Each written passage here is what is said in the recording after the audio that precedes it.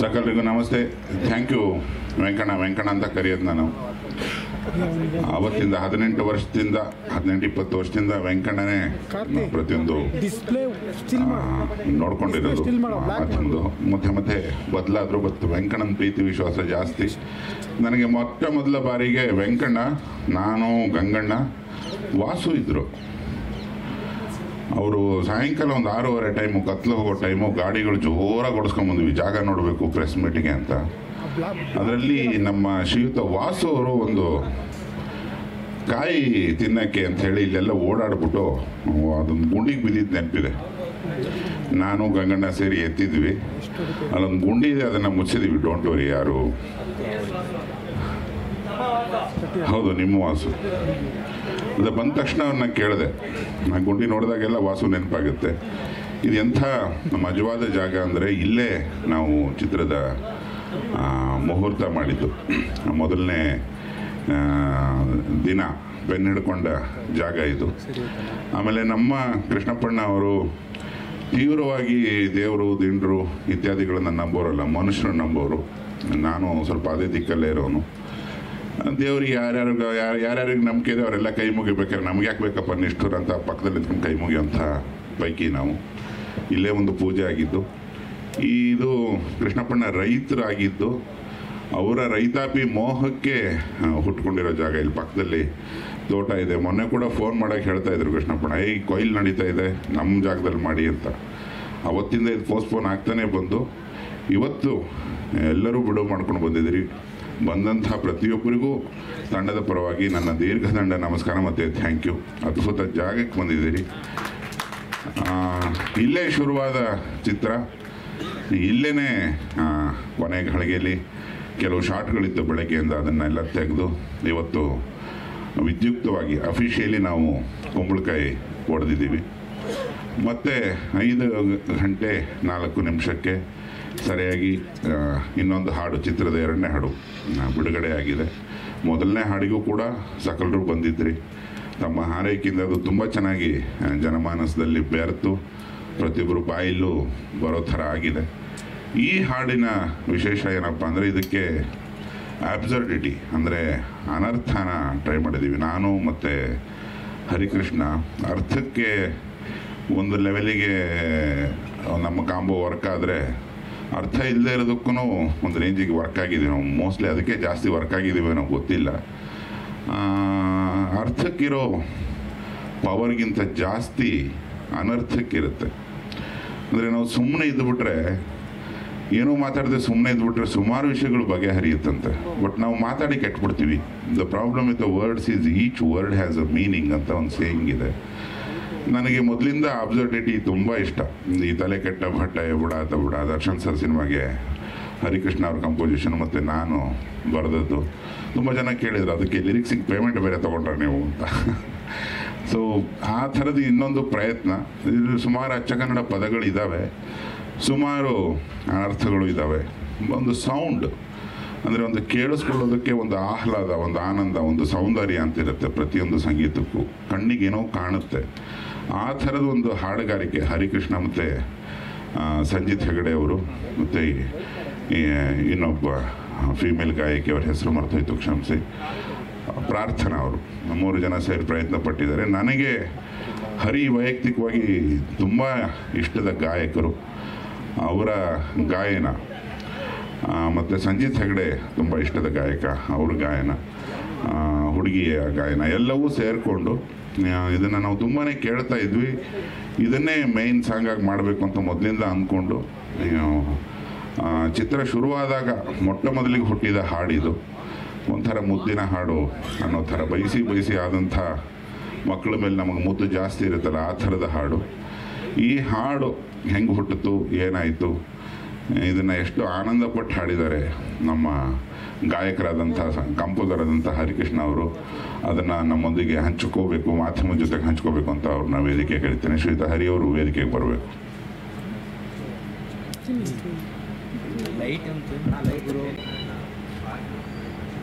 ಇದು ಖಂಡಿತ ಇದು ಆನಂದಪಟ್ಟು ಹಾಡಿದಂಥ ಹಾಡಂತೂ ಅಲ್ಲ. ತುಂಬ ಸತಿ ಲಿರಿಕ್ಸ್ ಶೀಟ್ನ ನೋಡಿ ಹಾಡಿದಂಥ ಹಾಡು. ಯಾಕಂದರೆ ಲಿರಿಕ್ ಶೀಟ್ ನೋಡ್ಬೇಕಾದ್ರೆ ಬಾಯಿಗೆ ಹಾಡು ಬರ್ತಾ ಇರಲಿಲ್ಲ.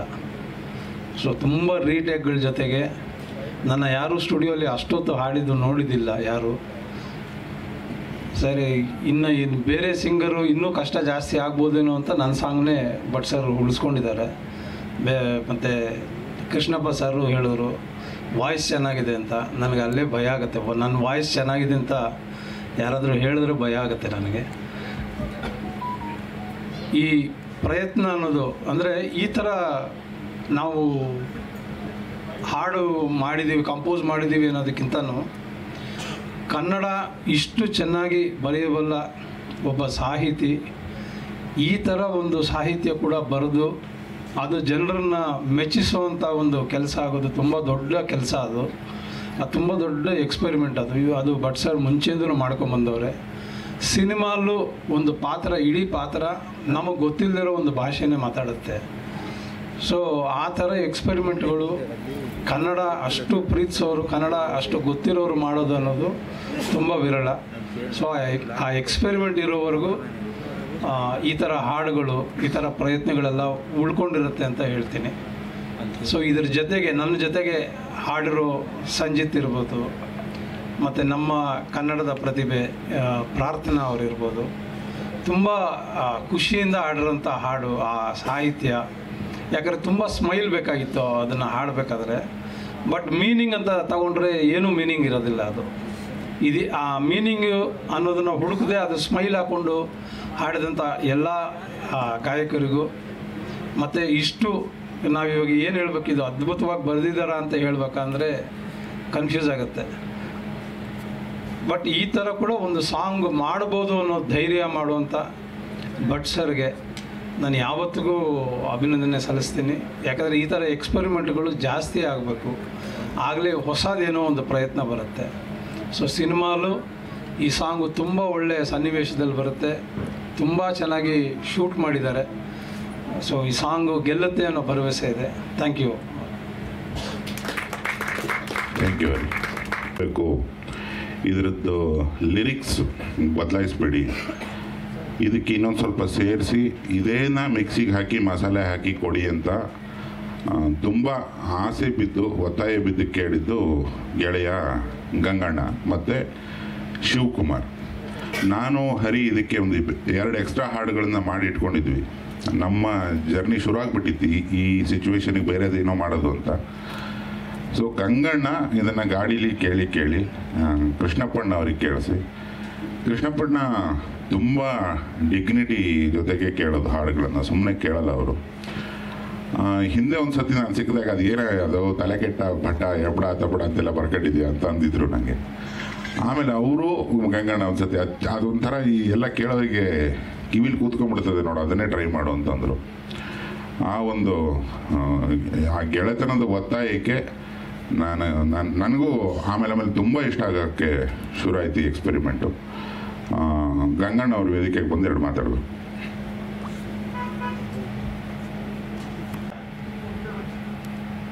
ಈಗಾಗಲೇ ಮೊದಲನೇ ಸಾಂಗು ಬಿಡುಗಡೆ ಮಾಡಿ ಅದಕ್ಕೆಲ್ಲ ಪ್ರೋತ್ಸಾಹ ಕೊಟ್ಟಿದ್ದೀರಿ.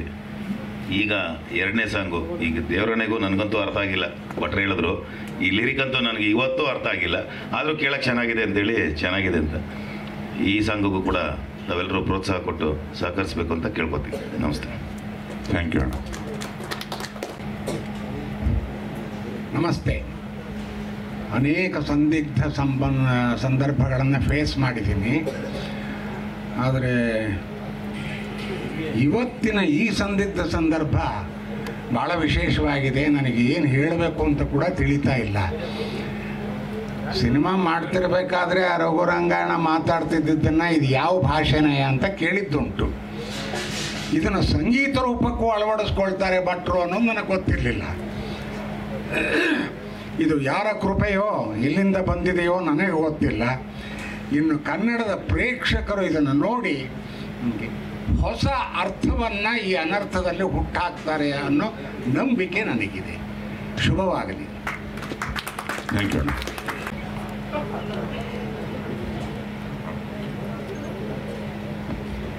ಎಲ್ಲರಿಗೂ ನಮಸ್ಕಾರ. ನಮ್ಮ ಮೂವಿದು 2ನೇ ಸಾಂಗ್ ಇದು ಇವತ್ತು ರಿಲೀಸ್ ಆಗಿದೆ. ಈ ಸಾಂಗ್ ನಾನು ಫಸ್ಟ್ ಟೈಮ್ ಕೇಳಿದಾಗ ಸರ್ ಕೇಳಿದ ಫಸ್ಟ್ ಕ್ವೆಶನ್, ಹಾರಿಬಲ್ 24 ಅಂದರೆ ಏನು ಸರ್? ಬಿಕಾಸ್ 24 ಅಂದರೆ ಒಂದು ಏಜ್ ಆಗುತ್ತೆ, ಒಂದು ಇಯರ್ ಆಗುತ್ತೆ. 2024 ತುಂಬ ಚೆನ್ನಾಗಿತ್ತು, ಬಿಕಾಸ್ ಮನದ ಕಡಲು ಸ್ಟಾರ್ಟ್ ಆಗಿದ್ದು. ಯಾಕಂದರೆ ಆ ಸಾಂಗಲ್ಲಿ 24 ಹಾರಿಬಲ್ 24 ಅನ್ನೋದು ಬಿಟ್ಟು ಬೇರೆ ಏನೂ ಅರ್ಥ ಆಗಿಲ್ಲ ನನಗೆ. ಸೊ ಬಟ್ ಆ ಸಾಂಗ್ ತುಂಬ ಚೆನ್ನಾಗಿದೆ ಕೇಳೋಕ್ಕೆ. ಇವಾಗಲೂ ನಾನು ಅದನ್ನ ಹಮ್ ಮಾಡ್ತಾನೆ ಇದ್ದೀನಿ. ಇಟ್ಸ್ ಅ ಬ್ಯೂಟಿಫುಲ್ ಸಾಂಗ್, ತುಂಬ ಫನ್ ಮಾಡಿದ್ದಾರೆ ಆ್ಯಂಡ್ ವೈಬ್ ಕೂಡ ತುಂಬ ಚೆನ್ನಾಗಿದೆ. ನಮ್ಮ ಹೂದುಂಬಿ ಸಾಂಗಿಗೆ ತುಂಬ ಸಪೋರ್ಟ್ ಕೊಟ್ಟಿದ್ದೀರಾ. ಇವತ್ತು ಟ್ರೆಂಡಿಂಗಲ್ಲಿದೆ ಸಾಂಗ್. ತುರ್ರಾ ಸಾಂಗಿಗೂ ಅಷ್ಟೇ ಸಪೋರ್ಟ್ ಕೊಡಿ. ನಿಮ್ಮ ಬ್ಲೆಸ್ಸಿಂಗ್ ನಮ್ಮ ಇಡೀ ಟೀಮ್ಗೆ ತುಂಬ important. Thank you. Thank you Shettar. ಇದನ್ನು ಗಂಗಾಧರ್ ಅವರು ಕೇಳಿದರು, ಯಾಕೆ ಇಸ್ವಿ ಹೋಗ್ತಾ ಇರೋ ಟೈಮಲ್ಲಿ ಇಸ್ವಿ ಬರೆದಿದ್ರಿ, ಇಸ್ವಿ ಅಲ್ಲ ಅಂತ ಹೇಳಿ. ಕೊನೆ ಘಳಿಗೆಯಲ್ಲಿ ನಮ್ಮ ನಿಲಯದ ಗೆಳೆಯ ಗಡ್ಡ ವಿಜಯ್ ಅವರಿಗೆ ಏಜ್ ಅಂತ ಹಾಕಿ ಅಲ್ಲಿ ಕನ್ಫ್ಯೂಷನ್ನೇ ಬೇಡ ಅಂಥೇಳಿ ಏಜ್ ಅಂತ ಕೂಡ ಹಾಕ್ಸಿದ್ದೀವಿ. 24 ಅದು ವಯಸ್ಸು, ಒಂದು ಉದರಿಂಗ್ ಹೈಟ್ಸಲ್ಲಿರೋ ವಯಸ್ಸು, ಅದು ಒಬ್ಬ ಹುಡುಗನ ವಯಸ್ಸು. ಆ ಕಾರಣಕ್ಕಾಗಿಯೇ ಸಂಜಿತ್ ಹೆಗಡೆ ಅವರು ಆ ಪೋರ್ಷನನ್ನು ಅಷ್ಟು ಮುಕ್ಕರಿಕೊಂಡು ಹಾಡಿರೋದು, ಹಾರಿಬಲ್ 24. ಆಮೇಲೆ ಆ ಲೈನನ್ನು ಮೊದಲು ಕಂಪೋಸ್ ಮಾಡಿದ್ದು ಹರಿಕೃಷ್ಣ. ಅದನ್ನು ಕೇಳಿದಾಗಲೇ ಒಂದು ಥ್ರಿಲ್ ಆಗಿತ್ತು. ಒಂದು ವಾಕಿಂಗ್ ಮಾಡ್ಕೊಂಡು ಕಂಪೋಸ್ ಮಾಡಿದರು. ಆಚೆ ಕಡೆ ತುಂಬ ಆಷಾಢದ ಗಾಳಿ ಬೀಸ್ತಾ ಇತ್ತು. ಅವ್ರ ವಾಯ್ಸಲ್ಲಿ ಕೇಳೋದೇ ಒಂದು ಸುಖ ಆಗೋಯ್ತು. ಹಾರಿಬಲ್ 24 ಅದು ಹರಿ ಅದನ್ನು ದೂರದಿಂದ ಹಾಡ್ತಿದ್ದಾಗಲೇ ಇದರಲ್ಲಿ ಏನೋ ಇದೆ, ಹರಿ ಏನೋ ಇದೆ. ಅಕ್ಕಪಕ್ಕ ರಂಗಾಯಣ ರಘು ಅವ್ರದ್ದು ಭಾಷೆಯಲ್ಲಿ ಏನೋ ಬರೀಬೇಕು ಅಂತ ಐಡಿಯಾ ಬಂದಿದ್ದು ಮೊದಲು ಅದು ಹುಟ್ಟಿದಾಗ. ಈ ಹಾಡು ಒಂದು ಹಾರಿಬಲ್ 24 ಅನ್ನೋದು ಒಂದು ಲೈನಿಗೆ ಏನೇನೆಲ್ಲ ಸೇರಿಸಬಹುದು ಅಂತ ನಾನು ತುಂಬ ಅದ್ರ ಮೇಲೆ ಕೂತಿದ್ದಾಗ ನನಗೆ ಈಗ ನೆನಪಾಗ್ತಿದೆ. ನಾನು ತುಂಬ ಅಂದರೆ ತುಂಬ ಇಷ್ಟಪಡೋದು ಹುಚ್ಚಿರೋರನ್ನು, ಹುಚ್ಚುತನ. ಈ ಜಯಂತ್ ಕಾಯ್ಕಿಣಿಯವರೊಂದು ಕಥೆಯಲ್ಲಿ ಓದಿದ್ದೆ. ಒಬ್ಬ ಹುಚ್ಚ ಬೆಳಗ್ಗೆ ಎದ್ದು ಪೂರ್ವಕ್ಕೆ ಮುಖ ಮಾಡಿ ಸಮುದ್ರ ದಂಡೆಯಲ್ಲಿ ನಿಂತ್ಕೊಂಡು, ಅವ್ರ ಊರು ಗೋಕರ್ಣ, ಆ ಗೋಕರ್ಣದ ಸಮುದ್ರ ದಂಡೆಯಲ್ಲಿ ನಿಂತ್ಕೊಂಡು ಹುಟ್ಟೋ ಸೂರ್ಯಗೆ ಬಾ ಬಾ ಬಾ ಅಂತಿದ್ದಂತೆ. ಒಂದು 7:30-8 ಗಂಟೆಗೆ ಸೂರ್ಯ ಮೇಲುಗಡೆ ಬಂದ ತಕ್ಷಣ ಹೊರಟೋಗೋಣಂತೆ. ಸಾಯಂಕಾಲ ಕರೆಕ್ಟಾಗಿ 5:00 ಬರೋಣಂತೆ, ಮುಳುಗೋ ಟೈಮು. ಹೋಗೋ ಹೋಗೋ ಹೋಗೋ ಅಂತ ಸೂರ್ಯ ಮುಳುಗೋವರೆಗೂ ಬೈತಿದ್ದಂತ ಅವನಿಗೆ. ಇದನ್ನು ಕಥೆಯಾಗಿ ಬರೆದಿದ್ರು. ಎಷ್ಟು ಇಂಟ್ರೆಸ್ಟಿಂಗ್ ಪಾತ್ರ ಅದು ಅಂತ ಅನಿಸಿತ್ತು. ಆಮೇಲೆ ನನಗೊಬ್ಬ ನನ್ನ ಮನೆ ಪಕ್ಕದ ಹುಚ್ಚ ಬೆಳಗ್ಗೆ ಶೂಟಿಂಗ್ಗಳೆಲ್ಲ ಇದ್ದಾಗ 5:15 ಒಂದು ಬೇಕರಿನ ಎಬ್ಬಿಸ್ಬಿಟ್ಟು ಟೀ ಮಾಡಿಸ್ಕೊಂಡು ಕುಡಿದು ಬರೋದು ಅಭ್ಯಾಸ. ಟವೆಲ್ಲು ಬನಿಯನ್ನೆಲ್ಲ ಹೋಗ್ಬಿಡ್ತಾ ಇದ್ದೆ. ಆ ಬೇಕರಿಯಿಂದ ಮನೆಗೆ ಬರೋವರೆಗೂ ಮೈಕೈ ಎಲ್ಲ ಮೊಸರು ಪ್ಯಾಕೆಟ್ ಕಟ್ಕೊಂಡಿರೋನು. ಅವನು ಒಂಥರ ಬಾಡಿ ಗಾರ್ಡ್ ಥರ ಎಸ್ಕಾರ್ಟ್ ಮಾಡ್ಕೊಂಡು ನನ್ನ ಮನೆವರೆಗೆ ಬಿಡೋನು. ಒಂದು ಅಕ್ಷರ ನಾನು ಅವನು ಯಾವತ್ತೂ ಮಾತಾಡಿಲ್ಲ. ಒಂದೂವರೆ ವರ್ಷದ ಸ್ನೇಹ ಹೇಗಿದೆ ಅಂತ ನಾನು ಅವನು ಕೇಳಿಲ್ಲ.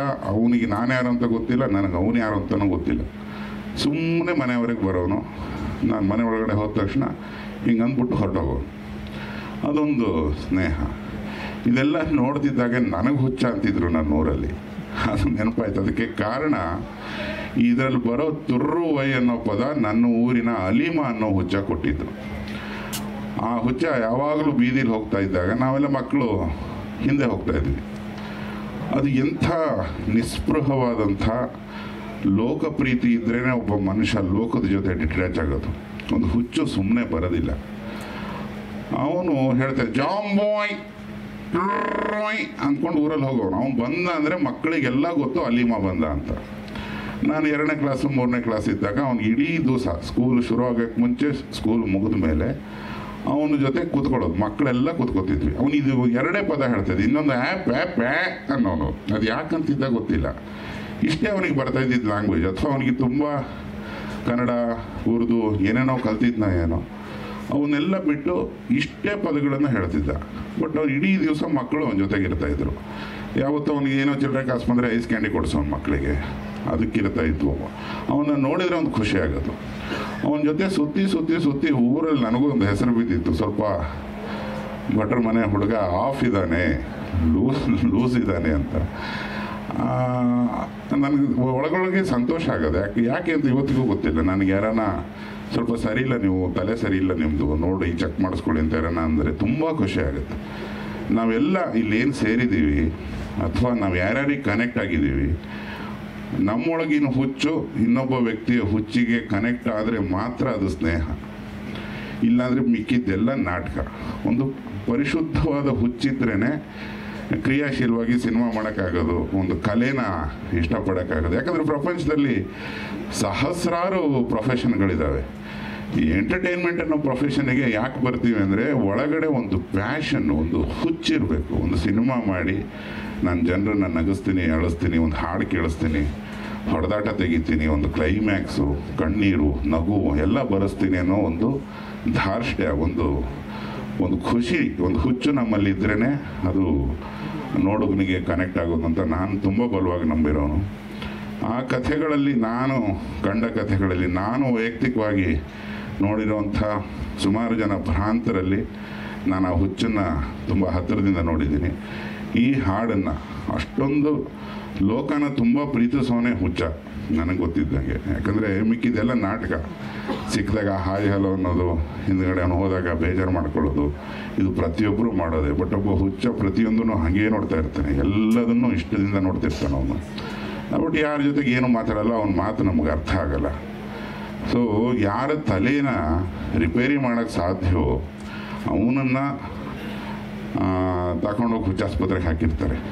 ಯಾರು ಪ್ರಪಂಚ ತುಂಬ ಪ್ರೀತಿಸ್ತಿರ್ತಾರೋ ಅವ್ರು ಹೊರಗಡೆನೇ ಇರ್ತಾರೆ ಅನ್ನೋ ಥರದ್ದೊಂದು ಗಾದೆ ಕೇಳಿದ್ದೆ. ಆ ಒಂದು ಪ್ರತಿಯೊಬ್ಬ ಭ್ರಾಂತ ವ್ಯಕ್ತಿಗೆ, ಪ್ರತಿಯೊಬ್ಬನಲ್ಲಿ ಇರೋ ಹುಚ್ಚಿಗೆ ಈ ಹಾಡನ್ನು ಅರ್ಪಿಸೋದಕ್ಕೆ ಇಷ್ಟಪಡ್ತೇನೆ. ತಮ್ಮ ಎಲ್ಲರ ಒಂದು ಹುಚ್ಚು ಪ್ರೀತಿ ನಮ್ಮ ಮೇಲೆ ಇರಲಿ ಅಂತ ಇದರ ಬರಹಗಾರನಾಗಿ ನಾನು ಕೋರ್ಕೋತೇನೆ. ನನಗೆ ಸಿಕ್ಕ ಇನ್ನೊಬ್ಬ ಅತಿ ಮುದ್ದಿನ ಹುಚ್ಚ, ಈ ವರ್ಷದ ತುಂಬ ಪ್ರೀತಿಯಿಂದ ನನ್ನ ಹುಚ್ಚು ಕನೆಕ್ಟ್ ಆದಂಥ ವ್ಯಕ್ತಿ ಸುಮುಖ.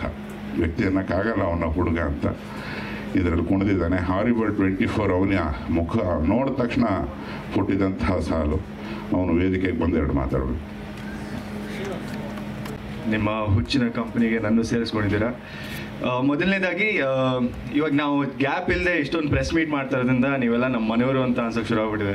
ಯಾವಾಗಲೂ ಈ ಥರ ಸಿಗ್ತಾ ಇರ್ತೀವಿ. ಇವಾಗ ಫಸ್ಟ್ ಟೈಮ್ ನಾನು ಫಾರ್ಮಲ್ ಆಗಿದ್ದೆ, ಇವಾಗ ಬರ್ತಾ ಹಾಯ್ ಅಣ್ಣ ಹೆಂಗಿದೆಯಾ, ಕೂತ್ಕೊಳ್ಳಿ, ತುಂಬ ಮಜಾ ಮಾಡ್ಕೊಂಡು ಎಲ್ಲ ಮುಂದೆ ಹೋಗ್ತಾ ಇದೆ. Thank you so much. ಇದು ಕಂಫರ್ಟ್ ಝೋನ್. ಅದು ಬಿಟ್ಟು ಈ ಸಿನಿಮಾದ ಬಗ್ಗೆ ಇಲ್ಲೇ ಈ 3 ಪಿಲ್ಲರ್ ಬಿಟ್ಟು ಇಲ್ಲಿ ಕೃಷ್ಣಪ್ಪ ಸರ್ ಫಾರ್ಮಲ್ಲಿದ್ದೀವಿ. ಇಲ್ಲೇ ಸಿನಿಮಾ ಕಥೆ ಎಲ್ಲ ಶುರುವಾಗಿದ್ದು. ಈ 3 ಪಿಲ್ಲರ್ ಬಿಟ್ಟು ಅಲ್ಲೊಂದು ಟೇಬಲ್ ಇತ್ತು, ಆ ಟೇಬಲ್ಗೆ ನಾವು ಬಂದು ಕೂತಾಗ ಸರ್ ಬರೆಯೋಕ್ಕೆ ಶುರು ಮಾಡಿದ್ದು. ಸರ್ ನನಗಿದು ತುಂಬ ಬೇಕಾದಂಥ ಪ್ರೆಸ್ ಮೀಟ್ ಆಗುತ್ತೆ. It's the most beautiful valuable thing for me. ತುರ್ರ ಈಗ ಸರ್ದು ಒಂದು ಇಂಟ್ರೆಸ್ಟಿಂಗ್ ಬಿಹೇವಿಯರ್ ಇದೆ. ನಾವು ಶೂಟಿಂಗ್ ಮಾಡೋ ಟೈಮಲ್ಲೂ ಅವ್ರ ಮಾತುಗಳು ನಮ್ಗೆ ಅರ್ಥ ಆಗಲ್ಲ. ಒಂದೊಂದ್ಸಲಿ ಸುಮ್ಮನೆ ಬಸ್ ಅಂತಾರೆ ಎಲ್ಲೋ ಒಂದು ಕಡೆ, ಇನ್ನೆಲ್ಲೋಡಕ್ಕೆ ಎಥೆ ಅಂತಾರೆ. ಇದೆಲ್ಲ ಏನು ಸರ್ ಇದು? ಸಡನ್ನಾಗಿ ಒಂದು ಸೌಂಡ್ ಬರುತ್ತೆ, ಏನದು ಸೌಂಡು ಅಂತ ಫಸ್ಟ್ ಶುರುನಲ್ಲಿ ನಮ್ಗೆ ಅರ್ಥನೂ ಆಗಲ್ಲ ಏನಿದು ಅಂತ. ಬಟ್ ಇವೆಲ್ಲ ಹೋಗ್ತಾ ನಮಗೆ ಅದ್ರ ಮೀನಿಂಗು ಅವ್ರು ಹೇಳೋದೇ ಅರ್ಥ ಆಗಕ್ಕೆ ಶುರು ಆಯಿತು. ಸೊ ತುರ್ರ ಕೂಡ ಹಾಗೆ. ನನಗೆ ಸರ್ ಬರೆದಾಗ ಈ ತುರ್ರ ಏನು, ಹಾರಿಬಲ್ 24 ಅರ್ಥ ಆಗಿತ್ತು. ಬಟ್ ತುರ್ರ, ಜಾಂಬೋಯ್, ಟೊರ್ರೋಯ್, ಇವತ್ತು ನೀವು ಹೇಳೋದಕ್ಕೆ ನನಗೆ ಗೊತ್ತಾಯ್ತು ಇವೆಲ್ಲ ಇದೊಂದು ಕಥೆ ಇದೆ ಅದರಿಂದ ಅಂತ. ಅದನ್ನು ನಾನು ತುಂಬ ಯೂಸ್ ಮಾಡಿದ್ದೀನಿ, ಜಾಂಬೋಯ್, ಟೊರ್ರೋಯ್ ಅಂತ. ಬಟ್ ಇದನ್ನು ನಾನು ಸರ್ ಹೇಳ್ದಂಗೆ ನಾನು ಇದನ್ನು ನನ್ನ ಹುಚ್ಚತನಕ್ಕೆ ನಾನು ಇದನ್ನು ಯೂಸ್ ಮಾಡ್ಕೊಳ್ತೇನೆ ಇವಾಗ. It's becoming my tool. ಚಿಕ್ಕ ಮಕ್ಕಳು ಬೆಳೆಯೋಬೇಕಾದ್ರೆ ಈ ಗಾಡಿನ ಸ್ಕೂಟ್ರಲ್ಲಿ ಕೂತ್ಕೊಂಡು ಅಪ್ಪ ಅಮ್ಮ ಕರ್ಕೊಂಡು ಹೋಗ್ಬೇಕಾರೆ, ಅಟ್ಲೀಸ್ಟ್ ನನಗಿದಾಗಿತ್ತು. ಯಾವುದೇ ಟೈಮಲ್ಲಿ ಸ್ಕೂಟ್ರಲ್ಲಿ ಹೋಗ್ಬೇಕಾದ್ರೆ ನನಗೆ ಹಾಡುಗಳದ್ದು ಲಿರಿಕ್ಸ್ ಯಾವತ್ತೂ ಗೊತ್ತಿರಲಿಲ್ಲ, ಇವತ್ತಿಗೂ ಗೊತ್ತಿಲ್ಲ ಆ್ಯಕ್ಚುಲಿ. ಯಾವುದೇ ಹಾಡಾಗಿರಲಿ, ಯಾವುದೇ ದೇಶದಾಗಿರಲಿ, ನಮ್ಮ ದೇಶದಾಗಿರಲಿ, ನಮ್ಮ ಸ್ಟೇಟ್ದಾಗಿರಲಿ. ಬಟ್ ನನ್ನ ಸೌಂಡ್ ನಂದೇ ಈ ಥರ ಯಾವುದೋ ಒಂದು ಜಿಬ್ರಿಷ್ ಒಂದು ಏನೋ ಹಾಕೊಂಡೋದಕ್ಕೆ ಲೈನು, ಬಟ್ ಹಾಡನ್ನು ನಾನು ಕಂಪ್ಲೀಟ್ ಮಾಡ್ತಿದ್ದೆ ಹಾಡು ಹೇಳಿ. ನನಗೆ ಈ ಹಾಡು ಬಂದಾಗ ನನಗೆ ಹಾಗೆ ಅನ್ನಿಸ್ತು, ನಮಗೆ without meaning, without lyrical meaning ಮಕ್ಕಳಿಗೆ, ಬೇರೆಯವ್ರಿಗೆ ತುಂಬ ಎಷ್ಟು ಈಸಿಯಾಗಿ ಕ್ಯಾಚ್ ಆಗುತ್ತೆ. ದಟ್ ಬೀಟ್ ಬೇಗ ಕೂರುತ್ತೆ ತಲೆಗೆ. ಸೊ ಆದ್ದರಿಂದ ನನಗೆ this song is also one of my favourites because ಮಕ್ಕಳಿಗೆ ತುಂಬ ಇಷ್ಟ ಆಗುತ್ತೆ. ಅದು ಬಿಟ್ಟು ಎಂಜಾಯ್ ಮಾಡ್ಕೊಳ್ಳೋರು ಮಾಡ್ಕೊಳ್ತಾರೆ. ಸೊ ತುಂಬ ಇದೆ ಈ ಥರ. ಬಟ್ ಥ್ಯಾಂಕ್ ಯು ಫಾರ್ ತುರ್ರ. ಈ ಹಾಡು ಇವಾಗ ರಿಲೀಸ್ ಆಗಿದೆ. ಎಲ್ಲರೂ ಪ್ಲೀಸ್ ಹೂದುಂಬಿ ಹೇಗೆ ನೋಡಿದ್ರು, ಹೇಗೆ ಅದಕ್ಕೆ ಸಪೋರ್ಟ್ ಮಾಡಿದ್ರು, ಅದನ್ನು ಈ ಹಾಡು ನೋಡಿ ಎಂಜಾಯ್ ಮಾಡಿ, ಮತ್ತೆ ಕೇಳಿ, ಹೆಂಗೆ ಕೇಳ್ತಿರೋ, ಪಾರ್ಟಿ ಮಾಡ್ತಿರೋ ಎಲ್ಲ ಮಾಡ್ಕೊಂಡು ಮಜಾ ಮಾಡಿ. ಆ್ಯಂಡ್ ನಮ್ಮ ಸಿನಿಮಾನ ಹೀಗೆ ಸಪೋರ್ಟ್ ಮಾಡ್ತಾ ಹೋಗಿ. Thank you so much. Thank you. ಜಾಗದ ಮಾಲೀಕರು ಮತ್ತು ನನ್ನ ಪ್ರೀತಿಯ ವಿಶ್ವಾಸದ ನಿರ್ಮಾಪಕರು ಈ ಕೃಷ್ಣಪ್ಪ ಅವರು ವೇದಿಕೆಗೆ ಬಂದು ಈ ಹಾಡು ಅವರು ತುಂಬ ಇಷ್ಟಪಟ್ಟು ಇದನ್ನೇ ಬಿಡ್ರಯ್ಯ ನನ್ನ ತೋಟದ ಮನೇಲಿ ಅಂದಿದ್ದಕ್ಕೆ ಅವ್ರ ತೋಟದ ಮನೆಗೆ ಎಲ್ಲರೂ ಓಡ್ಕೊಂಬಂದಿದ್ದೀವಿ. ಅವರು ಎರಡು ಮಾತಾಡಬೇಕು. ಮೊದಲನೇದಾಗಿ ಇಷ್ಟು ದೂರ ಈ ಒಂದು ಹಳ್ಳಿಯ ಈ ವಾತಾವರಣಕ್ಕೆ ಬಂದಂಥ ಎಲ್ಲ ಮಾಧ್ಯಮ ಮಿತ್ರರು, ಪತ್ರಕರ್ತ ಮಿತ್ರರಿಗೆ ತುಂಬ ಧನ್ಯವಾದಗಳನ್ನು ಹೇಳೋಕ್ಕೆ ಇಷ್ಟಪಡ್ತೀನಿ. ಯಾಕೆಂದರೆ ನಾನು ಯಾವುದೇ ಸಿನಿಮಾ ಮಾಡಲಿ, ಒಂದು ಆಧಾರದ ಸ್ವಾಗತ ಮಾಡಲಿ, ಪ್ರೀತಿಸಲಿ, ಗೌರವಿಸಲಿ, ನಾನು ನಿಸ್ವಾರ್ಥವಾಗಿ ಇವೆಲ್ಲವನ್ನು ಮಾಡ್ತೀನಿ. ಈ ತುರ್ರ ಅನ್ನೋದು ಪೂರ್ತಿ ಫೈನಲ್ ಆಗಿರಲಿಲ್ಲ. ಅದೇನೋ ಮ್ಯೂಸಿಕ್ಕು ಲಿರಿಕ್ಸು ನನಗಿಷ್ಟ ಆಯಿತು. ಬಟ್ರೆ ಇದನ್ನೇನೋ ಹಂಗೆ ಮಾಡಿರಿ, ಹೆಂಗಿದೆಯೋ ಹಂಗೆ ಮಾಡಿರಿ ಅಂತ, ಇಲ್ಲಣ್ಣ ಅದು ನೋಡೋಣ ಅದು ಇದು ಅಂತ ಹೇಳಿ ನನಗನ್ನಿಸ್ತದೆ 1.5 ತಿಂಗಳು ಎಳೆದಿದ್ದಾರೆ. ಆದರೂ ಅದು ನಮ್ಗೆ ಯಾರಿಗೂ ಅರ್ಥವಾಗದೇ ಇದ್ರೂ ಏನು ಇವತ್ತು ಆ ಮುರಳಿ ಮಾಸ್ಟ್ರು ಮತ್ತು ಸುಮುಖ, ಅಂಜಲಿ, ಅದರಲ್ಲೂ ರಂಗಾಯಣ ರಘು ಅವರು ಪಾತ್ರ ನಿರ್ವಹಿಸಿದ್ದಾರೆ. ಆ ಲಿರಿಕ್ಸು ಇದು ನನಗಂತೂ ಇಷ್ಟವಾಗಿದೆ, ನಮ್ಮ ಪ್ರೇಕ್ಷಕರಿಗೂ ಇಷ್ಟವಾಗ್ತದೆ ಅಂತ ಅಂದ್ಕೊಂಡಿದ್ದೀನಿ. ಅದಕ್ಕೆ ಮಧ್ಯ ತಾವೆಲ್ಲ ಮಾಧ್ಯಮದವರು ಇದಕ್ಕೆ ಸಪೋರ್ಟ್ ಮಾಡಿ ಈ ಸಿನಿಮಾವನ್ನು ಗೆಲ್ಲಿಸೋ ಪ್ರಯತ್ನವನ್ನು ಮಾಡ್ತೀರಿ ಅನ್ನೋದನ್ನು ನನಗಾದರೂ ಒಂದು ನಂಬಿಕೆ ಇದೆ. ಯಾಕೆ ಹೇಳ್ತಾ ಇದ್ದೀನಿ ಅಂದರೆ, ಎಲ್ಲ ಸಿನಿಮಾಗಳು ಅದೇ ಆದ ಒಂದು ಶೈಲಿಯಲ್ಲಿ ಹೋಗ್ತದೆ. ಈ ಚಿತ್ರದಲ್ಲಿ ತುರ್ರ ಹಾಡಿಗಿಂತಲೂ ಸನ್ನಿವೇಶಗಳು ದತ್ತಣ್ಣ ಅವ್ರದ್ದಿರ್ಬೋದು, ನಮ್ಮ ರಂಗಾಯಣ ರಘುದಿರ್ಬೋದು, ಇನ್ನು 2 ಹೆಣ್ಮಕ್ಳು ಶೆಟ್ರದಿರ್ಬೋದು, ಅಂಜಲಿದಿರ್ಬೋದು, ಸುಮುಖ, ಇದೆಲ್ಲ ಡಿಫ್ರೆಂಟಾಗಿ ತಿರುವುಗಳನ್ನು ಪಡ್ಕೊಂಡು ಹೋಗ್ತಾ ಇರ್ತದೆ. ಇದು ಜನ ಮೆಚ್ಚೋ ಒಂದು ಪ್ರಯತ್ನವನ್ನು ಪ್ರಾಮಾಣಿಕವಾಗಿ ಯೋಗರಾಜ್ ಭಟ್ರು ಮಾಡಿದ್ದಾರೆ ಅಂತ ಆದರೂ ನಾನು ಅಂದ್ಕೊಳ್ತಾ ಇದ್ದೀನಿ. ಇನ್ನು ಕ್ಯಾಮ್ರಾ ವರ್ಕು ಸುರೇಶ್ ಅವರು ಸಂತೋಷ್ ಸಹ ತುಂಬ ಪ್ರಾಮಾಣಿಕವಾಗಿ ಅವರು ಇದು ಬೇಕೇ ಬೇಕು, ಇದು ಹಂಗೆ ಇರಬೇಕು, ಅದು ಹಂಗೆ ಇರಬೇಕು ಅಂತ ಹೇಳಿ ಮಾಡಿಸಿದ್ದಾರೆ. ಅದರಲ್ಲಿ ಯಾರು ಹೆಚ್ಚು ಕಮ್ಮಿ ಅನ್ನೋಂಗಿಲ್ಲ. ಅದರಲ್ಲೂ ಹರಿಕೃಷ್ಣ ಅವ್ರನ್ನಂತೂ ನಾನು ಪ್ರಾಣ ತಿಂದುಬಿಟ್ಟಿದ್ದೀನಿ. ಇನ್ನು ನೀವು ಅದು ಮಾಡಲಿಲ್ವ, ಇದು ಮಾಡಲಿಲ್ಲ. ಭಟ್ರಂತೂ ಅವ್ರಿಗೆ ಸುಮಾರು ಈ ಸಿನಿಮಾದಲ್ಲಿ ಬರೋದು ಕೇವಲ 4 ಮುಖ್ಯ ಹಾಡುಗಳು, 3 ಹಿನ್ನೆಲೆ ಹಾಡುಗಳು. ಈ 7 ಮಾಡಬೇಕಾದ್ರೆ 70 ಲಿರಿಕ್ಸ್ ಮಾಡಿಸಿದಂಥ ಭೂಪರಾಜ ಯೋಗರಾಜ ಅವರಂತೂ ಬೇಸರನೇ ಮಾಡ್ಕೊಂಬಿಟ್ಟಿದ್ರು. ಆಮೇಲೆ ಏನೋ ಸಮಾಧಾನ ಮಾಡಿಕೊಂಡು ಈ ಒಂದು ಪ್ರಾಮಾಣಿಕ ಪ್ರಯತ್ನ ಮಾಡಿದ್ದಾರೆ. ಇದಕ್ಕೆಲ್ಲರೂ ಶುಭ ಕೋರಬೇಕು, ಶುಭ ಹಾರೈಸಬೇಕು ಅಂತ ಈ ವೇದಿಕೆ ಮೂಲಕ ಎಲ್ಲರಿಗೂ ಒಳ್ಳೆಯದಾಗಲಿ ಅಂತ ನಾನು ಕೇಳ್ಕೊಳ್ತೀನಿ. Thank you. ನಮ್ಮ ಸಿನಿಮಾದ ವಿಶಿಷ್ಟವಾದ ಮತ್ತು ವಿಚಿತ್ರವಾದ ಹಾಡಿದು. ಯಾಕಂದರೆ ನನ್ನ ಸುಮಾರು 20 ವರ್ಷದ ಜರ್ನಿಗೆ ನಾನು ಈ ಥರದ ಹಾಡು ಶೂಟ್ ಮಾಡಿಲ್ಲ. ಯಾಕಂದರೆ ಈ ಥರದ ಸೌಂಡು ಅದು ಮತ್ತು ಈ ಥರದ ಸಾಂಗ್ ಕಂಪೋಸ್ ಮಾಡೋದಕ್ಕೆ ಭಟ್ರು ಮತ್ತು ಹರಿ ಸರ್ಗೆ ಮಾತ್ರ ಸಾಧ್ಯ. ಒಂದಷ್ಟು ಅಂದರೆ ಈ ಹಾಡು ಸರ್ ಹೇಳೋದಂಗೆ ಎಷ್ಟು ಅಬ್ಸರ್ಡ್ ಆಗಿದೆಯೋ ಅದೇ ಥರ ನಾವು ಈವನ್ ಕ್ಯಾಮ್ರಾದಲ್ಲಿ ಒಂದಷ್ಟು ಮೂಮೆಂಟ್ಗಳು ಕೂಡ ಒಂಥರ ಅಬ್ಸರ್ಡ್ ಆಗಿ ಟ್ರೈ ಮಾಡಿದ್ದೀವಿ. ಹಾಡನ್ನು ಯಾರು ಅರ್ಥ ಮಾಡ್ಕೊಳಕ್ಕೆ ಹೋಗ್ಬೇಡಿ. ಯಾಕಂದರೆ ಹಾಡನ್ನು ಅರ್ಥ ಮಾಡ್ಕೊಳ್ಳೋ ಪ್ರಯತ್ನ ಮಾಡಿಬಿಟ್ರೆ ಅದನ್ನು ಎಂಜಾಯ್ ಮಾಡೋದು ಮಿಸ್ ಮಾಡ್ಕೋತೀರ. ಬಟ್ ಹಾಡಿನ ಸೌಂಡ್ ಕೇಳ್ಕೊಂಡೆ ಅದನ್ನು ಎಂಜಾಯ್ ಮಾಡಿ ಸಿನಿಮಾಕ್ಕೆ ಪ್ರೋತ್ಸಾಹಿಸಿ ಅಂತ ಕೇಳ್ಕೊತಾ ಇದ್ದೀನಿ. ನಮಸ್ಕಾರ. ಈ ಹಾಡು ಜಿಬರಿಶು. ನಾವು ಲೈನ್ಸ್ ಇಟ್ಕೊಂಡೆ 48 ಫ್ರೇಮಲ್ಲಿ ಹಾಡನ್ನ ಡ್ಯಾನ್ಸ್ ಮಾಡೋದಾಗಲಿ ಕೊರಿಯೋಗ್ರಫಿನಲ್ಲಿ ಸಿಕ್ಕಾಪಟ್ಟೆ ಕಷ್ಟ ಆಗುತ್ತೆ. ಈ ಜಿಬ್ರಿಷ್ನ ಲೈನ್ ಹಿಡ್ಕೊಂಡು ನಮ್ಮ ಕೊರಿಯೋಗ್ರಫರು ಬರೋರು, ಈ ಥರ ಇದಮ್ಮ ಹಿಂಗೆ ಆಡಬೇಕು, ಬೇಕಾದ್ರೆ 48 ಫ್ರೇಮ್ ಪ್ಲೇ. ಸರ್ ಏನದು ಹಿಂಗೆ ಹೇಳ್ಬೇಕು ಇದನ್ನ ತುರ್ರಾಗಿರ ಅಂತ ಅವ್ರು ಬರೋರು. ಇದೇನು ಗೊತ್ತಾ ಹಿಂಗೆ ಹೇಳ್ಬೇಕು ಅಂತ ಬರೋರು ಅಲ್ಲಿ ಬಂದ್ಬಿಟ್ಟು ಅವ್ರಿಗೂ ಗೊತ್ತಾಗ ಇದು ಹೆಂಗೆ ಹೇಳ್ಬೇಕು ಸರ್, ಇದು ಹೆಂಗೆ ಹೇಳ್ಬೇಕು ಯೋಗರಾಜ್ ಸರ್ ಅಂತ ಅವ್ರು ಹಿಂದೆ ಕೇಳ್ಕೊಂಡು ನಗ್ತಾ ಇರ್ತಾರೆ. ನಾನು ಇನ್ನೊಂದು ಹೇಳ್ಕೊಡ್ತೀನಿ ಬರ್ರಿ ಇಲ್ಲಿ ಅಂತ ಹೇಳ್ಬಿಟ್ಟು ಇದು ಹಂಗೆ ಆಗಿರೋದು ಹಾಡು. So hats off to Anjali and ನನಗೆ ಅಟ್ಲೀಸ್ಟ್ ಸಂಜೆದ್ ಹಾಡಿದಾನೆ ಹಾರಿಬಲ್ 24 ಪಾರ್ಟ್. ಮಿಕ್ಕಿದೆಲ್ಲ ಜಿಬ್ರಿಷ್ ಆಗಿರೋದ್ರಿಂದ ಅವರಿಬ್ಬರು ಸ್ವಲ್ಪ ಜಾಸ್ತಿನೇ ಕಷ್ಟಪಟ್ಟಿದ್ದಾರೆ. ಎಂಜಾಯ್ ಮಾಡಿದ್ದಾರೆ of course. But yeah, this is Yogaraj Bhat set enjoyment. Ganganna ಹಾಗೆ ನೋಡೋಕೆ ಹೋದರೆ ಅವನು ಉಲ್ಟಾ ಓದ್ಕೊಂಡ್ಬಿಟ್ಟಿದ್ದಾನೆ. ನಾವು ಅದೊಂದು ಲೈನ್ ಮಾತ್ರ ಆಗಿದೆ, ಅದು ಕನ್ನಡ ಕಲಬರಕ್ಕೆ ಮಾಡಬೇಡಿ ಸ್ವಾಮಿ ಅಂತ. ಬಟ್ ನೀವು ತುಂಬ ಬೇರೆ ಥರ ನೋಡಿದ್ರೆ ಹಲವಾರು ಹಳಗನ್ನಡದ ಪದಗಳು, ಆಮೇಲೆ ತುಂಬ ಪ್ರಾಚೀನವಾದಂಥ ದೇವನಾಗರಿ ಸಂಸ್ಕೃತದ ಸಣ್ಣ ಸಣ್ಣ ಯಾವುದಾದ್ರು ಅಕ್ಷರಗಳೆಲ್ಲ ಇದಾವೆ ಅದರಲ್ಲಿ. ತುಂಬ ನಾನು ಈ ಜಬ್ಬಾರ್ ಅನ್ನೋನು ಮಾಡಿರೋದು ನನ್ನ ಫಾರ್ಮೆಟ್ ಅಲ್ಲ, ಅಥವಾ ಈ ಥರ ಯಾರ್ಯಾರು ಬರೀತಾರೆ ಅವ್ರದ್ದು ಯಾರದು ಅಲ್ಲ ಇದು. ಜಬ್ಬಾರ್ ಅಂತ ಒಬ್ಬ ಆಫ್ಘನ್ ಕವಿ ಅಥವಾ ಬರಹಗಾರ. ಅವನು ಆಫ್ಘಾನಿಸ್ತಾನದ ಪದಗಳು, ಪರ್ಷಿಯನ್ನು, ರಷ್ಯನ್ನು ಮತ್ತು ಯುರೋಪಿಯನ್ ಹಳೆ ಭಾಷೆಗಳಿಂದ ಕೆಲವು ಪದಗಳನ್ನು ಡೊಂಕ ಮಾಡಿ ಅವನದೊಂದು ಭಾಷೆ ಮಾಡಿಕೊಂಡ. ಅದಕ್ಕೆ ಅರ್ಥ ಇರಲಿಲ್ಲ. ಅಂದರೆ ಈಗ ನೀವು ಏನಾದ್ರು ಜಗಳ ಆಡಬೇಕಂದ್ರೆ ಪ್ರತಿಯೊಂದು ಪದಕ್ಕೂ ನಿರ್ದಿಷ್ಟ ಅರ್ಥ ಇರುತ್ತೆ. ಏನೋ ಒಂದು ಕೆಟ್ಟ ಪದ ಹೇಳಿದ್ರೆ ನಿಮಗೂ ಸಿಟ್ಟು ಬಂದು ನೀವು ಒಂದು ಕೆಟ್ಟ ಪದ ವಾಪಸ್ ಹೇಳ್ಬೋದು. ಅರ್ಥಹೀನ ಪದಗಳ ಜಗಳ ಆಡೋಕ್ಕೆ ಹೋದಾಗ 2 ನಿಮಿಷಕ್ಕೆ ನಾವೇ ನಕ್ಬಿಡ್ತೀವಿ. ಇದನ್ನು ಕ್ರಾಂತಿ ಟೈಮಲ್ಲಿ ಮಾಡಿದ್ನಂತ, ಯುರೋಪಿಯನ್ ಕ್ರಾಂತಿ, ರಷ್ಯನ್ ಕ್ರಾಂತಿ ಟೈಮಲ್ಲಿ ಆ ಜಬ್ಬಾರ್ ಅನ್ನೋನು ಕಂಡುಹಿಡ್ಕೊಂಡಿದ್ದು. ಇನ್ನೊಬ್ಬ ಇದ್ದ ಡೇನಿಯಲ್ ಖಾರ್ಮ್ಸ್ ಅಂತ, ಆತ ಕೂಡ ಹಾಗೆ ಒಂದು ಮನೆ ಮುಂದೆ ಹಲವಾರು ಯಂತ್ರಗಳದ್ದು, ಸೈಕಲ್ ಕಟ್ಟಿ, ಮೆಷಿನ್ನು, ಚಕ್ರಗಳು ಇದನ್ನೆಲ್ಲ ಇಟ್ಕೊಂಡು ಒಂದಕ್ಕೊಂದು ವೆಲ್ಡ್ ಮಾಡಿ ಮನೆ ಮುಂದೆ ಇಟ್ಟಿದ್ದಂತೆ. ಯಾರನ್ನ ಹೋಗೋ ಬರೋರು ಕೇಳ್ತಿದ್ರಂತ, ಏನು ಮೆಷಿನ್ ಇದು? ಏನೂ ಮಾಡಲ್ಲ ಅದು. ಮತ್ತು ಯಾಕೆ ಮಾಡಿದ್ಯಾ ಇದನ್ನ? ನಾನು ಸುಮ್ಮನೆ ನನ್ನ ಖುಷಿಗೆ ಮಾಡಿಟ್ಟಿದ್ದೀನಿ. ದೊಡ್ಡ ಮೆಷಿನ್ನು, ಎಲ್ಲ ಚಕ್ರಗಳನ್ನು ಜೋಡಿಸಿ ಏನೋ ಮಾಡಿದ್ನಂತೆ. ಅದಕ್ಕೆ ಬೆಲ್ಟ್ ಇಲ್ಲ, ಅದಕ್ಕೊಂದು ಎಂಜಿನ್ ಇಲ್ಲ. ಮತ್ತು ಏನಕ್ಕೆ ಮಾಡಿದೆ ಇದನ್ನ? ನನ್ನ ಖುಷಿ ನಾನು ಮಾಡಿದ್ದೀನಿ. ಅವನು ಅರೆಸ್ಟ್ ಆಯ್ತಂತೆ. ಅದೇ ಥರ ಜಬ್ಬಾರ್ ಅನ್ನೋ ಒಂದು ಅರೆಸ್ಟು ಸುಮಾರು ಸತಿ ಆಗಿದೆ ಅಂತ ಕೇಳಿದ್ದೀನಿ.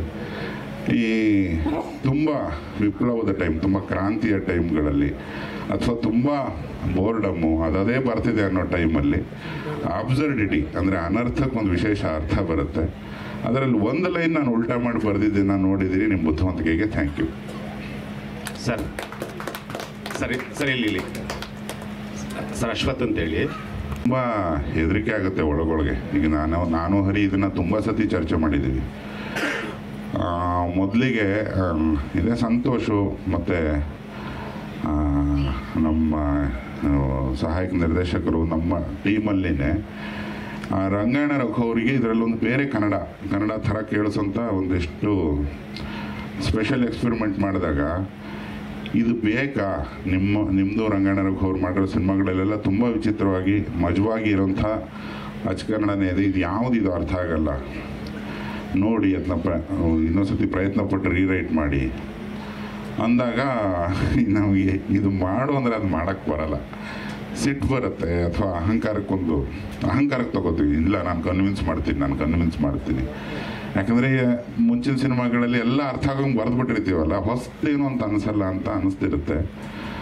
ರಂಗಾಯಣ ರಘು ಅವರಿಗೆ ಒಂದು ಅರ್ಧ ದಿವಸ ಸಿಕ್ಕು ಈ ಥರದೊಂದು ಹಲ್ಕ ಪ್ರಯತ್ನ ಮಾಡ್ತಿದ್ದೀವಿ, ಏನಂತೀರಿ ಅಂದಾಗ ಅವರು ಅಚ್ಚಿಗೆದು ಭಾಳ ಕರೆಕ್ಟ್ ಆಗಿದೆ ಅಂಥೇಳಿ ತುರ್ರ ಅಂಥೇಳಿ 2-3 ಸತಿ ಅಂದು ತೋರಿಸಿದ್ರು. ಒಂದು ಓಟ್ ಸಿಕ್ತು. ಓಕೆ, ನಟರೇ ಮಾಡ್ತೀನಿ ಅನ್ಬೇಕಾದ್ರೆ ಇವರಿಗೆ ಮಾತು ಯಾರ್ದು ಕೇಳಬಾರ್ದು ಅಂಥೇಳಿ ಶುರು ಹಚ್ಕೊಂಡೆ. ಆ ನಂತರ ಗಂಗಣ್ಣ, ನಮ್ಮ ಆರ್ಟ್ ಡೈರೆಕ್ಟರ್ ಶಿವಕುಮಾರ್, ಮತ್ತು ಕೃಷ್ಣಪ್ಪಣ್ಣ, ನಂತರ ಸಂತೋಷು, ಇವ್ರಿಗೆ ತುಂಬ ಇಷ್ಟ. ಶೆಟ್ಟರಿಗೆ ಅವ್ರದ್ದೇ ಸಪ್ರೇಟ್ ಹಾಡಿದೆ, ಹೂ ದುಂಬಿಯ ಕಥೆ. ಬಟ್ ಯಾವತ್ತೋ ಕಾರಲ್ಲಿ ಹಾಡನ್ನು ಕೇಳ್ತಾ ಇದು ತುಂಬ ಚೆನ್ನಾಗಿದೆ ಸರ್ ಇದು ಅಂತ ಅಂದ್ಬಿಟ್ರು. ಈಗ ಚಿಕ್ಕದಾಗಿ ಓಟ್ ಬೀಳ್ತಾ ಹೋದಾಗ ಧೈರ್ಯ ಬರುತ್ತೆ. ಅಂದರೆ ಯಾವುದೇ ಪ್ರಯತ್ನ ಅಳುಕಲ್ಲೇ ಶುರು ಆಗೋದು. ನಮಗೆ ಹೆದರಿಕೆ ಇಲ್ಲ ಅಂದರೆ, ಕೇಳುಗನ ಹೆದರಿಕೆ ಅಥವಾ ನೋಡುಗನ ಹೆದರಿಕೆ ಇಲ್ಲ ಅಂದರೆ ಏನೂ ಹುಟ್ಟಲ್ಲ ನಮಗೆ. ಹಾಗೆ ಒಂದು ಸ್ವಲ್ಪ ಕೆರೆದು ಹುಣ್ಣು ಮಾಡ್ಕೊಂಡಾಗ ಅದು ವಾಸಿ ಮಾಡೋಕ್ಕೆ ಜನ ಸಿಗ್ತಾರೆ ಅಂತ ಇದುವರೆಗೂ ಹೆಂಗೆ ನಡ್ಕೊಂಡು ಬಂದಿದೆ ಚಕ್ರಿ ಬಂಡಿ. ಪ್ರಶ್ನೆ ಕೇಳಿದ್ದಕ್ಕೆ ಧನ್ಯವಾದ. Hi sir. Ramesh from T5 sir. Yes sir, ಇವಾಗ ಸಾಂಗು ತುಂಬ ಚೆನ್ನಾಗಿದೆ, ಅರ್ಥ ಆಗದೇ ಇದ್ರೂ ಕೂಡ ಎಂಟರ್ಟೈನ್ಮೆಂಟ್ ಆಗಿದೆ. ಸಾಂಗಲ್ಲಿ ವನಜಕ್ಕಿ ಜಲಜಕ್ಕಿ ಅಂತೇಳಿ ಒಂದು 3 ಲೈನ್ ಬರುತ್ತೆ.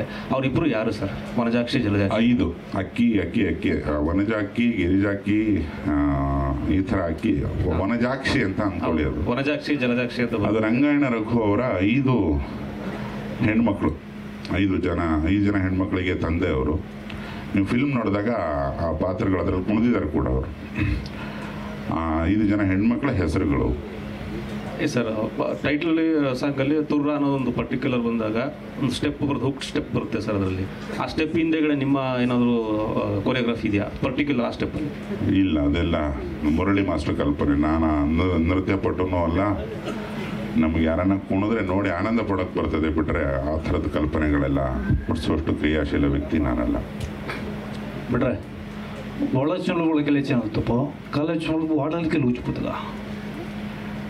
na strendrit come chanatana kana toldi ara nubuna tono to mola da dana medicina Malakuchu kalakachu malakala. Atkoja tomoshno adololo chakanya manata atana tur atakana mutamika. College physics. Attack.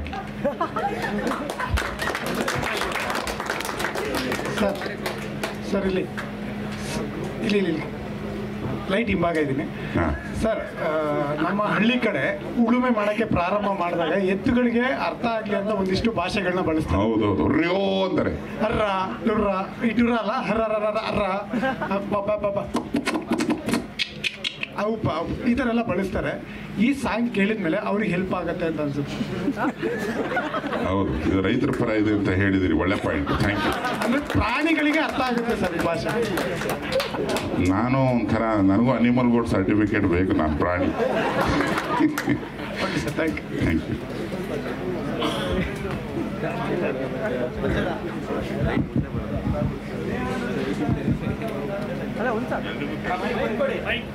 ಇದ್ರ ಮಾತ್ರ ಅಂತ. So 18 ವರ್ಷಗಳ ಒಂದು journey ಇಲ್ಲಿ ಕಾಣಿಸ್ತಾ ಇದೆ. ಮತ್ತೆ ಗಂಗಾಧರ್ ಅವರಾಗಲಿ ಕೃಷ್ಣಪ್ಪ ಅವರಾಗಲಿ ಇರುವಂಥ ಹುಚ್ಚುತನ ಯಾವುದು ಗೊತ್ತಿಲ್ಲ, ನಿಮ್ಮ ಹುಚ್ಚುತನ ಸಿನಿಮಾ ಅನ್ನೋದು ಗೊತ್ತು. ನಿಮ್ಮ ಸ್ಟೈಲಲ್ಲಿ ಹೇಳ್ಬೇಕಂದ್ರೆ ಸಿನಿಮಾ ರಿಲೀಸ್ ಆಗಿ 18 ದಿನ ಆಗೋದ್ರೊಳಗಡೆ ಬಟ್ಟೆ ಹರ್ಕೊಂಡು ಮೈ ಪರ್ಚ್ಕೊಂಡು ಹೋಗಿರ್ತಾರೆ ಕೆಲವು ನಿರ್ಮಾಪಕರು, ನಿರ್ದೇಶಕರು.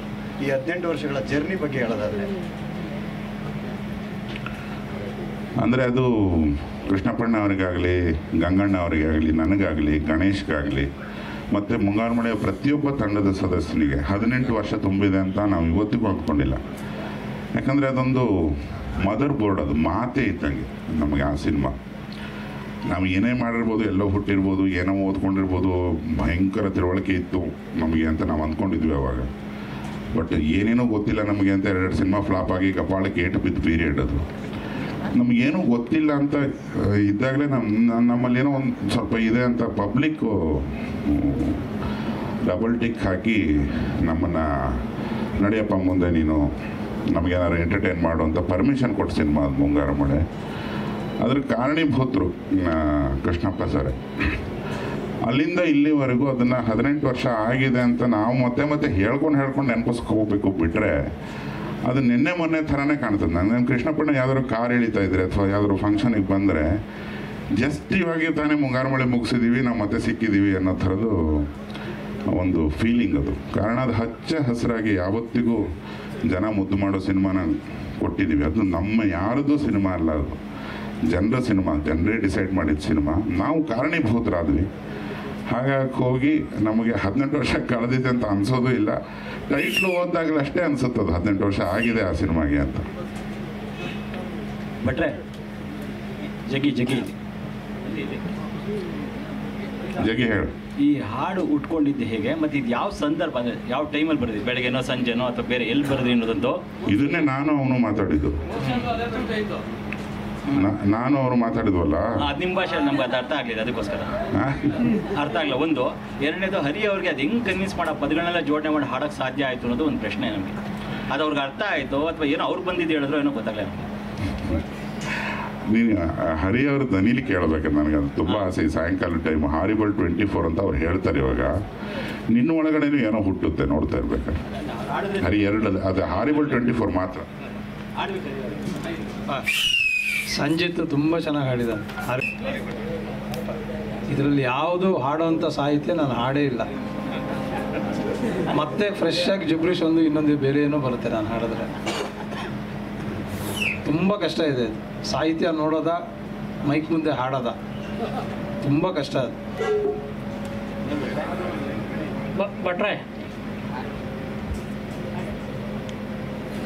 ಭಟ್ರೆ ಶಂಕರ್ ಅಂತ ಈ ಬಂದ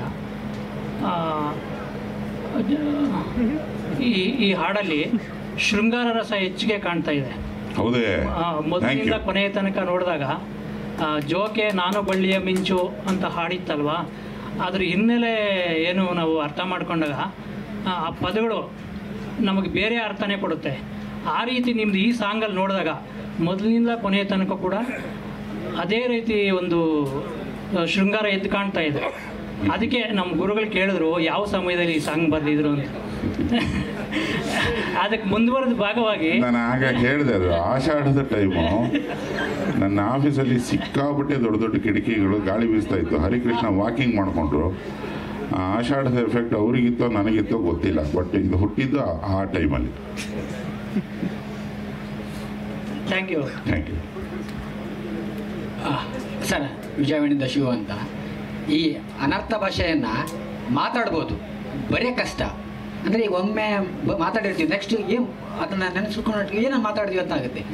ಇಲ್ಲಿ ಸಂಭಾಷಣೆ ಇದೆ, ಹಾಡು ಇದೆ, ಅದು ಹೇಗೆ ನೀವು ಬರೀತಾ ಇದ್ರಿ ಸರ್? ಅದು ಏನು ಮತ್ತೆ ಅದೇ ಮಾತಾಡಿದ್ದು ಅದೇ ಇರ್ತಿತ್ತ ಅಥವಾ ಬೇರೆ ಬೇರೆ ಚೇಂಜಸ್ ಆಗ್ತಿತ್ತ?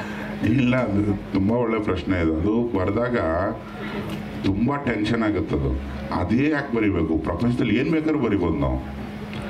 ಪ್ರಪಂಚದಲ್ಲಿ ಯಾವ ಅಕ್ಷರಗಳನ್ನು ಬೇಕಾದ್ರೂ ಆ ಮೀಟ್ರಿಗೆ ಜೋಡಿಸ್ಬಹುದು. ಅದಕ್ಕೆ ಪ್ರಾಸ ಬೇಕಿಲ್ಲ, ಮತ್ತೊಂದು ಬೇಕಿಲ್ಲ. ಅದು ಹಾಡಿದಾಗ ಹರಿ ಅಂತೂ ತುಂಬ ಅರ್ಥ ಇದೆ ಇದರಲ್ಲಿ ಅನ್ನೋ ಥರ ಕೇಳಿಸಂಗೆ ಹಾಡ್ತಾರೆ. ನನಗೆ ಅದು ತುಂಬ ಟೆನ್ಷನ್ ಆಗುತ್ತೆ.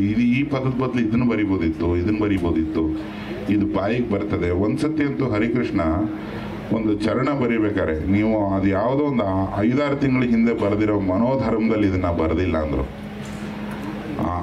ಅದರಿಂದ ಜನ್ಯವಾದಿದು ಅಂತ ಅನ್ನಿಸ್ಬೇಕು. ಹರಿ ಅದು ಏನ್ರಿ ಅದು, ನೀವು ಹಂಗೆ ಹೇಳ್ಬಿಟ್ರೆ ಅದು ಅವತ್ತು ಏನು ಇಡ್ಲಿ ತಿಂದಿದ್ನೋ ಅದು ಬಂದಿರುತ್ತೆ. ಇವತ್ತು ಇಡ್ಲಿ ತಿನ್ನಕ್ಕಲ್ಲಿ ಪ್ರೇಮನೋ ಕಾಮೋ ಶೃಂಗಾರವೋ ಅವ್ರು ಹೇಳ್ದಂಗೆ ಏನೋ ಒಂದು ಬೇಕಲ್ಲ, ಹೀರೋ ಇಂಟ್ರೊಡಕ್ಷನ್, ಅಂಥದ್ದು ಏನೋ ಉದ್ದೇಶಗಳೇ ಇಲ್ಲ.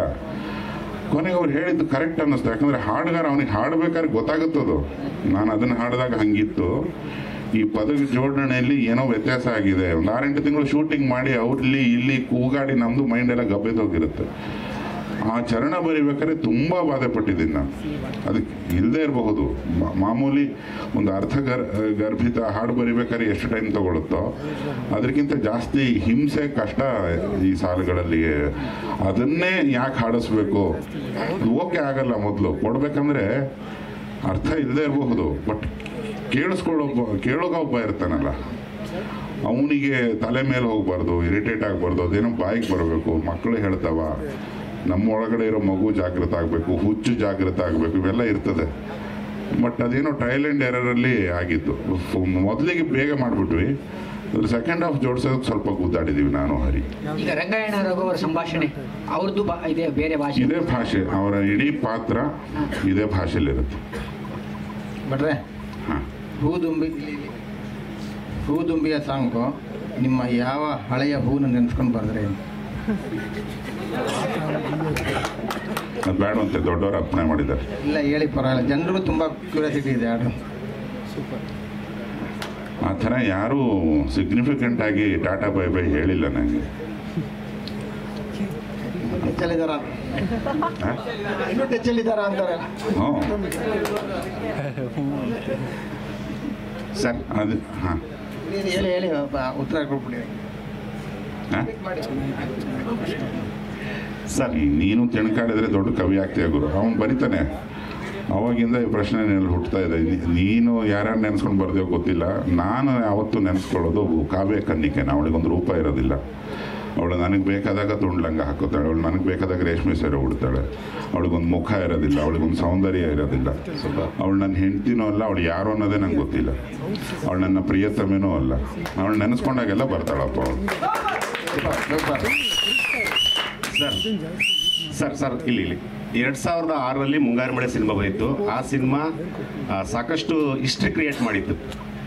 ಇಲ್ಲಿ ಅಶ್ವಥ್ ಹಾಂ ಸರ್. ಈಗ 2025ರಲ್ಲಿ ಮರದ ಕಡಲು ಸಿನಿಮಾ ಬರ್ತಾ ಇದೆ. ಇದು ಯಾವ ರೀತಿ ಇಂಪ್ಯಾಕ್ಟ್ ಮಾಡುತ್ತೆ ಇಂಡಸ್ಟ್ರಿಯಲ್ಲಿ? ಅಂದರೆ ನಾವು ಮಾಡೋ ಪ್ರತಿಯೊಂದು ಸಿನಿಮಾನೂ ಒಂದು ಮೈಲಿಗಲ್ಲಾಗಲಿ, ಒಂದು ಇತಿಹಾಸ ಆಗಲಿ, ಕೈ ತುಂಬ ಕಾಸು ಬಂದುಬಿಡ್ಲಿ, ಅಲೆ ಎದ್ದು ಬಿಡಲಿ ಅಂತಲೇ ಮಾಡೋದು. ಅವು ಎಲ್ಲವೂ ಆಗೋದಿಲ್ಲ. ಯಾಕಂದರೆ ಯಶಸ್ಸು ನಾವು ಮಾಡ್ತೀವಿ ಅಂತ ಅಂದ್ಕೊಂಡ ತಕ್ಷಣ ನಮ್ಮ ಅಹಂಕಾರಕ್ಕೆ ಸರಿಯಾದ ಕೊಡ್ಲಿಪೆಟ್ಟು ಬಿದ್ದು ತಲೆಬುರುಡೆ ಹೊಡೆದಾಕ್ತಿರ್ತಾರೆ. ನೋಡುಗ ಅಂತ ಒಬ್ಬ ಇದ್ದಾನೆ, ಅವನು ಆ್ಯಕ್ಚುಲಿ ಕ್ರಿಯಾಶೀಲ, ಅವನು ಆ್ಯಕ್ಚುಲಿ ಇತಿಹಾಸ ಬರೆಯೋನು, ನಾವಲ್ಲ.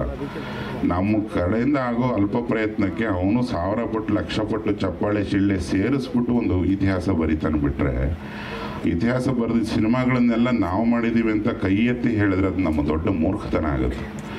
ಅದು ಏನಂದರೆ ಪ್ರಯತ್ನ ಅಷ್ಟೇ. ಅದು ಈಗ ಹಣ ಹೂಡಬೇಕಂದ್ರೂ ಲಾಸ್ಟ್ ಪ್ರೆಸ್ ಮೀಟಲ್ಲಿ ತುಂಬ ಚೆನ್ನಾಗಿ ಹೇಳಿದ್ರು ಕೃಷ್ಣಪ್ಪಣ್ಣ. ಒಂದು ಆಟ ಆಡೋಣ, ಒಂದು ಕಲೆ ಅಂದರೆ ನನಗೆ ತುಂಬ ಇಷ್ಟ. ಆ ಪ್ಯೂರಿಟಿಗೆ ಜನ ಮಾರ್ಕ್ಸ್ ಕೊಟ್ಬಿಡ್ತಾರೆ, ಗೊತ್ತಾಗಲ್ಲ. ಅವ್ರು ಎಷ್ಟು ಪ್ಯೂರಾಗಿರ್ತಾರೋ ಅಷ್ಟೇ ಪ್ಯೂರಾಗಿ ತಂಡ ಇರುತ್ತೆ.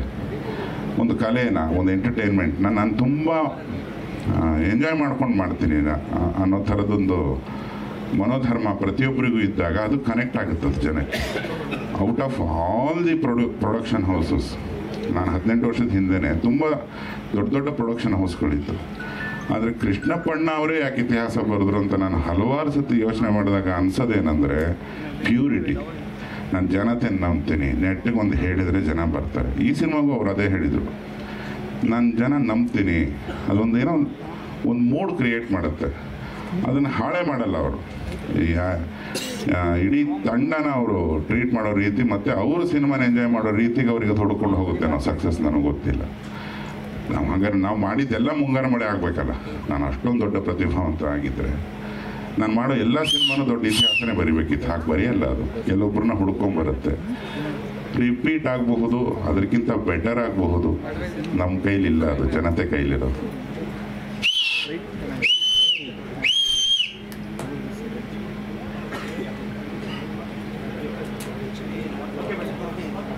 Thank you.